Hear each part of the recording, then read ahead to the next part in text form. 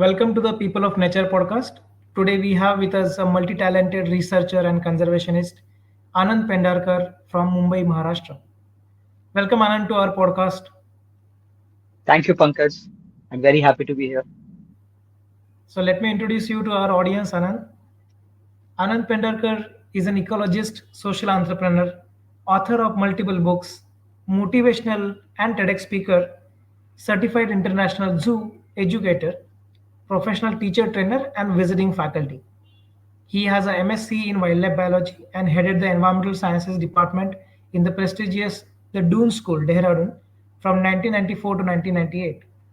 In 1995, Anand established the well-known environment consulting and services company called Sprouts and is its CEO.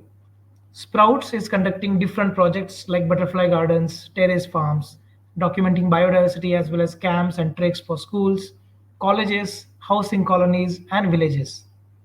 He is also the founder and director of the associated conservation NGO Sprouts Environment Trust, which he established in 2002. So there's a lot to talk about Anand, but let us try and find it from him through all these different questions we're going to ask him today. So welcome once again, Anand. Thank you, Pankaj, for the elaborate introduction. So Anand, we are very excited to have you in our studio, and we would be exploring your journey, your take on conservation, and we'll be, glad to hear a lot of different experiences you bring together. So So, as we start, we are actually very interested about your entire journey so far.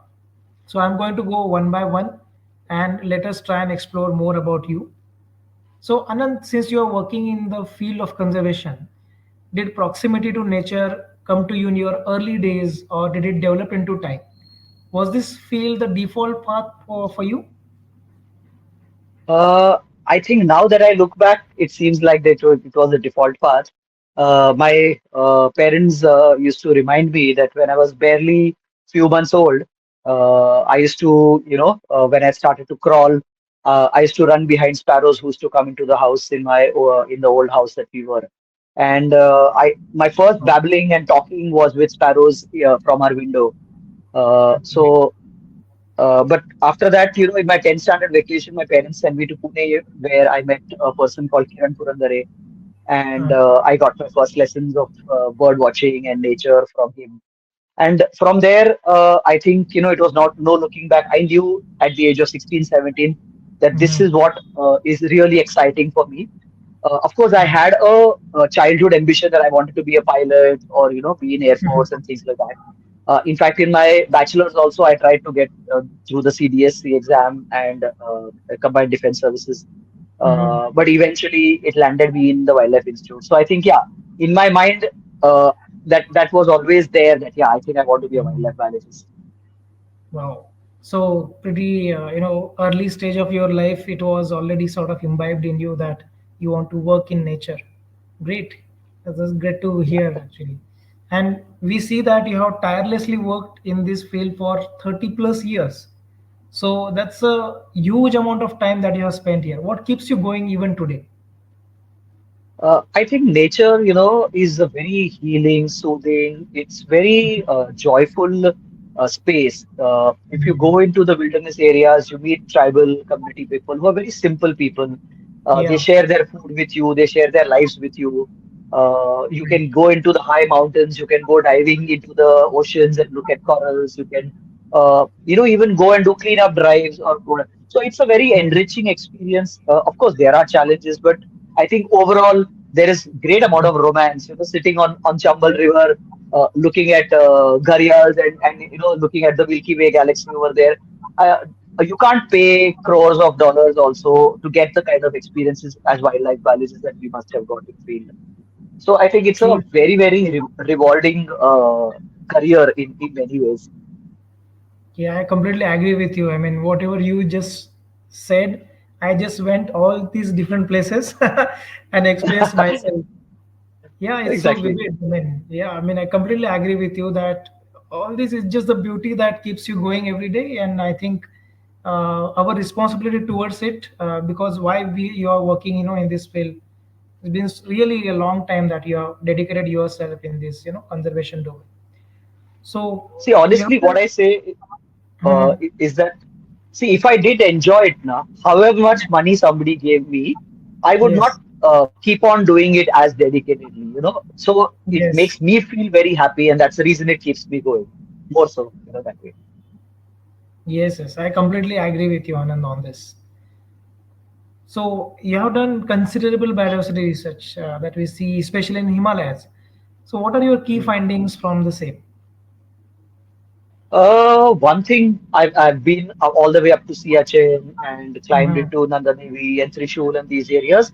So glacial melting, for example, that the glaciers are Mhm. melting and receding is something. When we went to Remo Glacier, we saw that it's receded. The north and south glaciers are no more connected. Earlier they were a Y-shaped glacier, and now that glacier has gone back by 8 to 10 kilometers, and literally 300-400 meters of that snow in height has also melted. So it's a voluminous change which is there. So if anybody has any doubt that climate change is real or no, no, I've seen it with Mhm. my own eyes, and it's very rapid. It's not slow.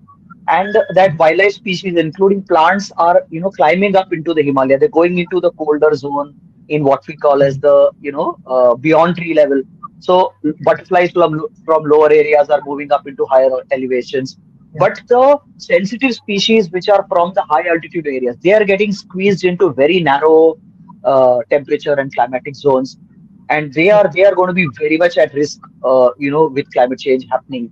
So also grazier communities who are moving to these areas, they are finding it more and more difficult with Mhm. political differences between areas, that Gujars are not being allowed to go into certain areas, or people Yeah. from other states are not being allowed. Earlier they had a great free flow.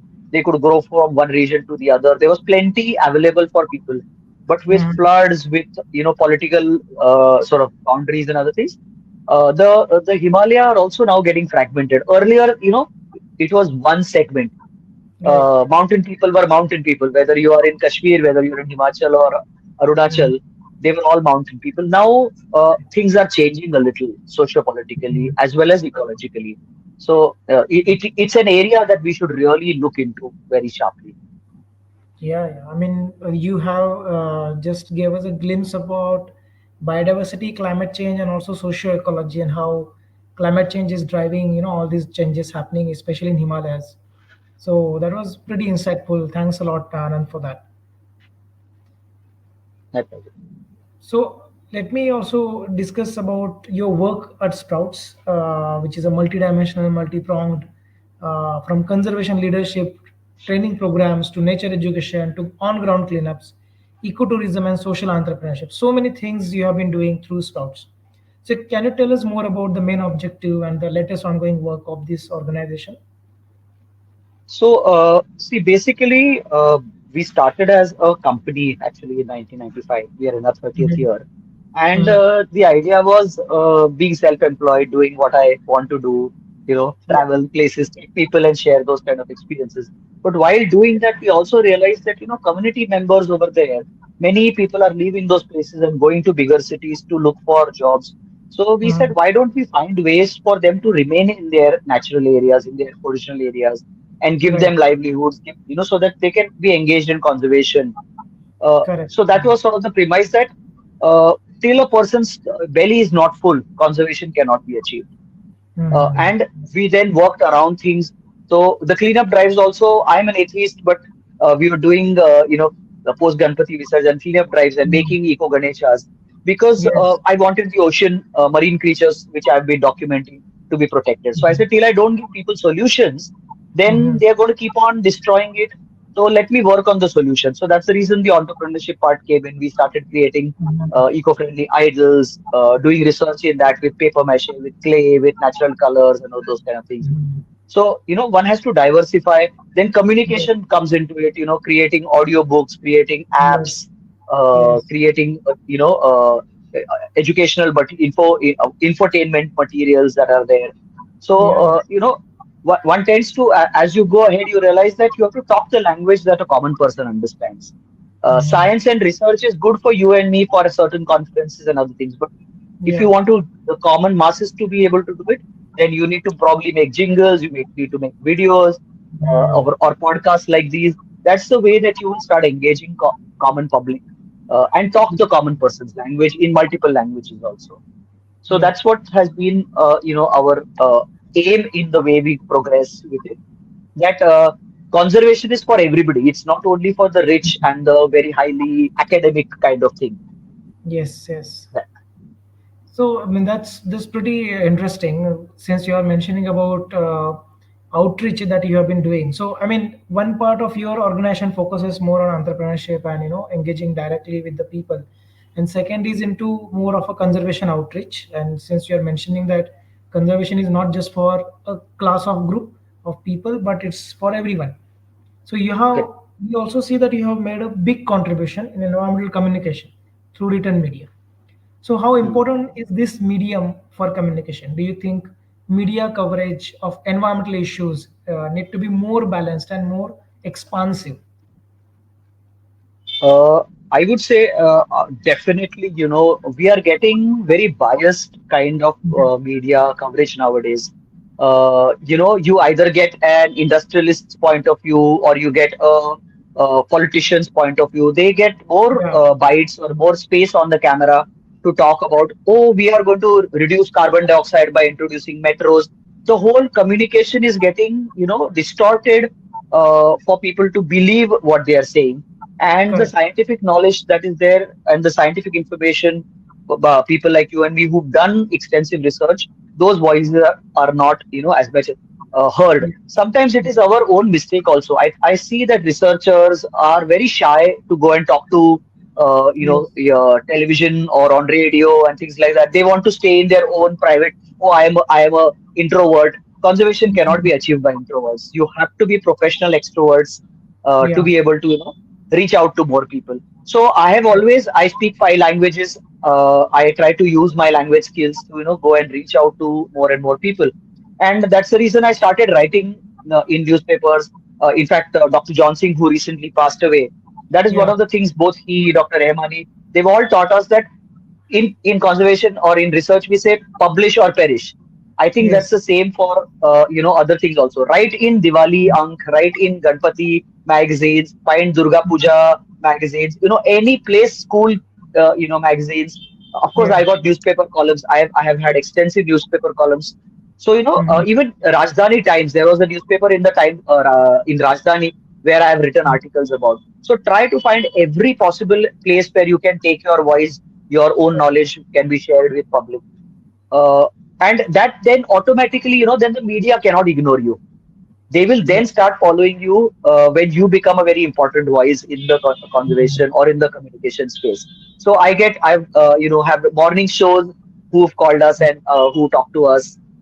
There are television channels, both private as well as government channels, that call us, and we talk about it. So Right. I think a conservation professional should not be media shy. They themselves should engage with media as much as possible. Yeah. So we see that you have written a lot of content. You have written, done various recordings, been on media and all that, and you have been constantly talking about climate change, biodiversity conservation, and conservation overall. So not just that, you have also designed many curricula and taught from schools to undergrads, postgrads, even MPhil levels, including MBAs and architecture courses. So do you think the current coverage is sufficient in various curricula across country, and what more needs to be done for inclusion? Sadly, in the 1990s, when I started my career as a school teacher in Doon School, Mhm.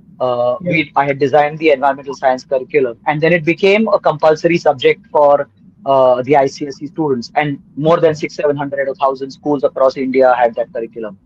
Yes. Later, that subject was dropped out. It became a sixth subject. It became an optional subject. Then again in 2006, the Supreme Court gave a verdict saying that everybody needs to be taught environmental sciences. So that's Right. when we were already had designed an MBA curriculum, which I taught from Mhm. 2000 to 2006, and we were very happy where IIMs and so many other organizations took environmental science, and architecture and other students also started Yes. getting taught ecology, etc. But we saw that it became an optional subject.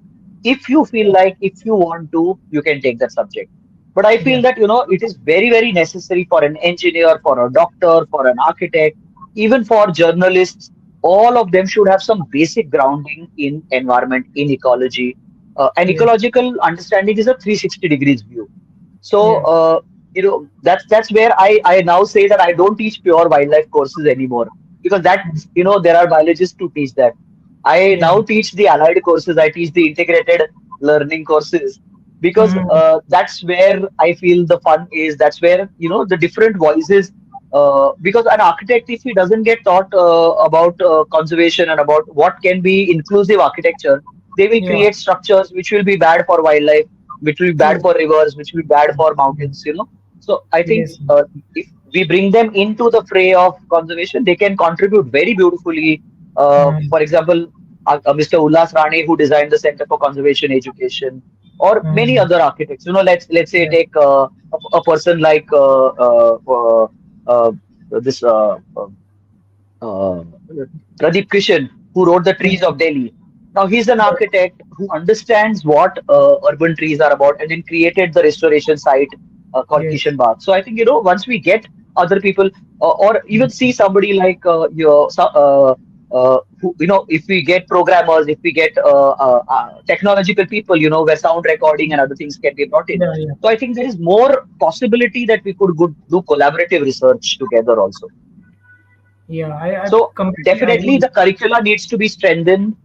We need to also have popular courses, Mhm. hobby courses which are there. So we run certificate courses for non-academic people, people who are not wanting a degree or a certificate. Right. So Right. we run those kinds of hobby courses also which are there. So I think there is a lot of scope. Mm. It's increasing quite a bit, but yeah, definitely way more has to be done. I think, Yeah. skill sets, not just theory, but a lot of skill sets need to be imparted among through our Mm. programs. So, in fact, being from an academic, domain, I completely agree with your point that environmental science, ecology cannot be an optional subject. It has to be taught. But I would, would like to also mention that it has to be taught in a nice manner. Many a times Right. the course is there, but the teachers, are not good enough, or they don't have much understanding of how the courses are taught. So I see that you also have a teachers training program, and you have been also engaged into that. So which is, I think, really Yeah. good thing, because teachers need to understand first, the subject, so that they can deliver more efficiently. So Actually, that that was is what I focus a lot more on. I work more with trainers and teachers because, right. if they have interesting ways of communicating, if they know outdoor learning Yeah. methods, Yes. immersive learning, as you say, experiential learning. Yes. Otherwise, Yes. rote textbook learning, environmental sciences or nature education can become very, very boring and very, very imaginary, for the children. Correct. So Yeah. yeah, field engagement, experimentation, outdoor learning is very important in this field. Yeah, I'm completely agree with you on this. So that was interesting discussion, Anand. Can you reflect on the high points from your long career as an ecologist, environmental crusader so far, and also some happy memories if you want to, share with us? Sure, I think high point in the sense both in terms of the physical altitude that I was in Siachen tends to be a high Yeah. point. Yeah, it was one of the toughest things that I've done in my life. Wow. Spending 3 months in about 19,000, 20,000 feet elevation. Amazing. In summers when the temperature was minus 15 degrees Celsius, Wow. and on one side there was Pakistan, the other side there was Mhm. China, and Right. living in the army area. But Mhm. getting sightings and photographs and records of the first record of Tibetan antelope in that area, documenting the Wow. flora and fauna. It was beyond, matlab, it was beyond my expectation to get an Mhm. opportunity like that. Similarly, going on the EIA team to Nanda Devi, Mhm. the second highest peak in India, with a person like Mhm. Harish Kapadia, and Right. entering into the inner sanctuary. It's a absolutely what a brilliant forest. Mhm. The mountain itself is a complete sort of marble peak, Wow. but very, very tough getting in over there, like almost near death experiences in some of those parts. Right. but at the same time, I remember we were all sitting in Periyar River, in the core area of Periyar Tiger Reserve during our masters, and Right. just a little ahead from where we were, there was a small hillock on which an elephant was sleeping. That hillock was Mhm. going up and down because the elephant was breathing over there. It was almost seeming like the mountain is breathing. The elephant and the mountain had become one. So, Wow. or when we were doing again another survey that we were doing in Kanha, Mhm. when a Barasinga just sort of walked in front of us. Of course, we've had tiger encounters on foot in Sariska and Mhm. other places, which were terribly scary and exciting. That Mhm. we were at less than 10 feet away from a tiger, and very gently that animal walked away. Without. Mhm. We were of course very scared, but when that Barasinga came in front of us, the absolute size of that animal, one doesn't realize, what brilliant Yeah. antlers it has. But personally, I think my master's thesis in Himachal, the 6 months Mhm. that I spent alone in the forest, uh, Mhm. while Bombay was burning with riots and other things, Yeah. but looking at the goral over there, studying them, understanding them, I was so close to the animals over there. That place Mhm. is a brilliant birding site. So my other hobby of watching birds, which I've never, I try Mhm. to keep that away as a profession. I've always kept birds watching as a hobby and Yeah. avoided doing research in birds because I enjoy that as a hobby. But I got that opportunity. I was doing research of a mountain ungulate, a goat antelope, and in my spare time, I used to sit and watch extremely Mhm. rare birds, extremely rare behaviors that I managed to see over Mhm. there. So I think Amazing. that's the great. There were some of these very high points. Again, going to Arunachal and doing butterfly surveys and moth surveys with Sanjay Sondi and Mhm. those were yeah, uh, So many Andamans, Lakshadweep, memories. so many. Yeah, I can you know. Each place has got a happy memory, you know. Yeah, so I always say that I'm a sea person and I'm a mountain person, because my first love living on an island like Bombay, group of islands like Yeah, Bombay, I've always been a sea person and a mountain person. It's yeah, that yeah. way, Spot on. divided. So many experiences you shared within a couple of minutes. I see, and almost you have taken us everywhere, almost across India. You know all these places. Amazing.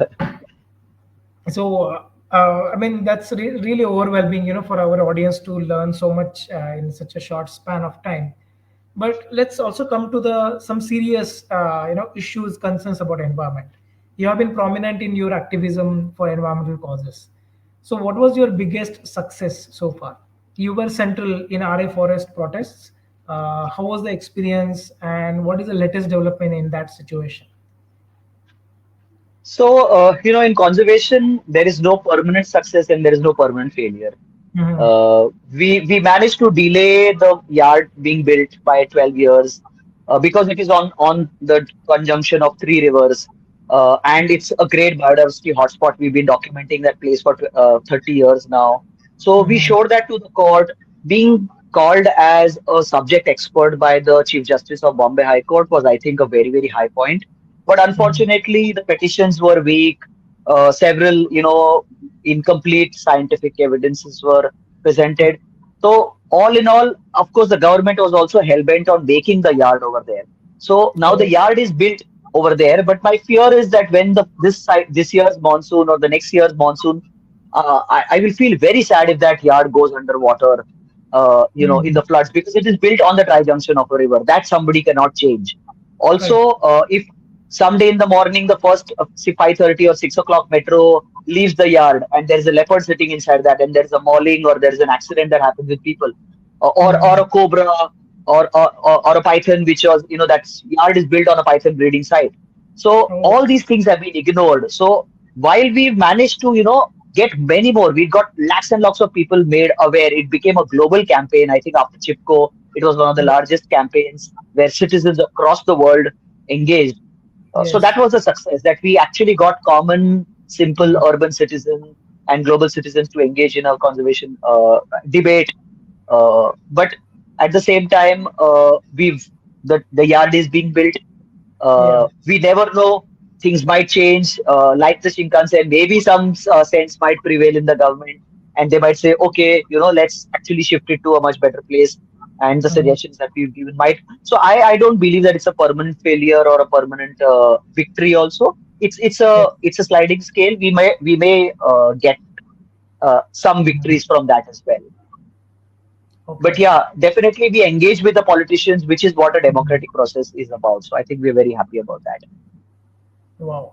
So, I mean, what you are rightly saying that there's so many different people involved in it. It's not just one person's, uh, Oh, no, no, no, no. case, right? Definitely. And The so many communities, the stakeholders governments. Yeah, and so many decision makers, and it just is complicated, right? So absolutely. you cannot talk about success just like that. But at different levels, you had achieved, I think, some small points, some victory points. I would say that makes it overall success for the overall conservation community in India and people for whom this really mattered. So I guess it was all across the news. A lot of people were following it, and Actually, people from Pune, Bangalore, many other yes, places have now yes, started campaigns in their own areas based on the RE movement. So I feel that is exactly, the exactly. success. Yeah, exactly. So that's great. I mean, when you start something small, I think it just becomes bigger and bigger as people start appreciating and participate in it. So, wow, I mean that has been great learning for all the conservationists in India. In fact, for Aarey Forest was not just for the people who care about environment, but it was for everyone, and For that's common where people, actually yes. the protest became much bigger in size. Absolutely. So thanks a lot, Anand, for sharing some insights about this, because we just know about it in the news, but we don't know what exactly is going on, in the background of such kind of campaigns and protests, right? So thanks a lot for the insights. My So pleasure. moving forward, so Anand, as someone in LGBTQ plus spectrum and an openly gay person, did you face any difficulties or challenges while working in this field? And how did you navigate your career and personal life? Yeah, that was a very, very difficult situation. You know, academia even today is not Yeah. ready to accept queer people. I was teaching in a boys' school, and Mhm. I quit that after 4 years because uh, I spoke to a counselor about it because young children, who can also try and get close to you, or so Correct. it was illegal till 2009. Just being Mhm. a gay person in this country was illegal. So I took advice from a counselor that I feel constantly scared that people will wrongly Yes. accuse me or try to put me into a situation like that. So her advice was that why don't you just work with adults, work in a space Mhm. which is safe. So even when my students used to be there, she's like, keep them, tell them to stand outside of the house, tell them to stand 5 yards away, try to keep the physical distance between you and them so that you can be safe. Don't, like, typically, you walk with friends or you walk with children, students, you put Yes. your hand on their shoulder, keep away physical distance from them. Right. So Right. these kind of habits and mannerisms, self-protective as well as protecting the dignity of the child or any other person, so that there can Yes. be no miscommunication. Correct. Also, I have been open about it with my parents. I've been open about it with my friends. It was Mhm. either you accept it or I will step out of your life. Because I did not accept a second grade treatment from them. I said, if you're a friend of mine, let's talk about it. Let's understand Yeah. about it. I am not a criminal. I am not taking somebody's life. Yes. So yeah, it was definitely difficult. I've lost a lot of, I believe, people who I knew very closely. But I guess Mm. it is their loss equally that they've lost Yeah. me from their lives as well. But professionally, from my team members, from my students, I've never faced. I think the heterosexual world has been very, very accommodative, very friendly, and I've had a fairly good journey, I would say, till now. I think Mhm. more so because my parents were supporting me, my family was Yeah. supporting me, my friends were Yeah. supporting me. So I think, the support system that we built, uh, Mhm. one being honest to oneself, that Yeah. not hiding behind pretenses. There were, of course, situations where if people were trying to, dig into my personal space, I used to tell them, sorry, Mhm. that's none of your business. You have to stay out of my personal space. So Right. there, sometimes I used to had to draw boundaries, but Mhm. typically, I did not wear it on my shoulder, but I never even hid it ever. Yes. I've lived a very full and open life in that manner, been part of the activism, even there. been in pride marches, counseled parents, counseled students themselves if they had confusions about their life. But again, Mm. if they are minors, if they are underage, then their parents or some adult has to be there, or Correct. guiding them to a professional counselor, uh, Yeah. so that the right kind of advice and the right kind of treatment will be given, and they will Mm. not be made to go through something very horrible like electric shocks or conversion therapy, etc. So I have tried to keep into that space that this is not my professional domain. Just Mm. because I am a gay person, Yes. I can advise everybody. No, that is the job of a Yes. professional. Let the professional do it. So, Right. but also now there is a queer a wildlifers forum that is there. Good. I've been Yes. actively involved in that. I think a safe space was required, and I'm so glad that something like that has come up for the current generation. Yes. Um, uh, but through COVID, through other times, I've always said that I'm available. If anybody wants to talk to me, if anybody wants to share, if they want to, unload, if you want me to talk to your Mm. parents, maybe now I'm, Yes. 50 plus and I'm bald, they might associate a little more with me. So, theek hai, Mm. I'm always available to try and bridge that space that is there to open the conversations on their behalf. But at the same time, it is their own battles. They need to Yes. themselves figure things out, but we are there to hold hands and help them to go ahead with life there. Wow. So many challenges and so many good things also that you shared today. And Definitely. I'm very glad. In fact, we all would really like to congratulate you because you are helping other people out there, and you're also sort of guiding them. Not just one person, but to the whole generation, whoever is in contact with you. So that's a great service you are doing, Anand, to the entire community. So thanks a lot for that. So heading towards our some of our last questions. We talked a Sure. lot about conservation. We talked a lot about your experience working in the field, activism, and we also talked a little bit about the communication, the curriculum, and Hmm. everything. You have also written a lot of books. You are an author of multiple books. So, how has been the writing and publishing experience so far? I think in India, professional, besides the very big publishing houses, the Mhm. smaller publishing houses, the self-publishing houses are quite scary and toxic. We've had Oh, some really scary experience. Like the last book that we did, it was like, I wish I feel like writing a book on how to publish and how not to publish, or rather whom to publish and whom not to publish. mm, One has to be really very careful. One can mm, get cheated, correct. and made to believe into things. But the experience of writing has been very enriching. And Mm, after having published, the first book was a small 24-page book. The second book was a big book, which we did in 5 months, a team of three, four people. But the last book that we did on climate change, that was the real learning experience. Now I mm, feel like a seasoned uh, published person, because that was a completely self journey. In that it took us two mm. years We went through all the possible, we went through almost some 15, 20 publishers across India, Oh, got abused, got shouted at, got told all sorts of oh, lies, all sorts of things. We went through, editors who don't know to edit, designers who do mm. all sorts of things, all those kind of things. So it's been a fantastic journey. Now the next book that we are coming, hopefully, will be in a much better shape to, Right. do it. But the big publishing houses, it takes 3 years, 2 years, 4 years. Oh, All the books till now that we have done have been in 5 months, 8 months, 10 months mhm. time. Yeah. It's not been such a, so self-publishing is possible. I think people should consider self-publishing, and finding good small houses which are there.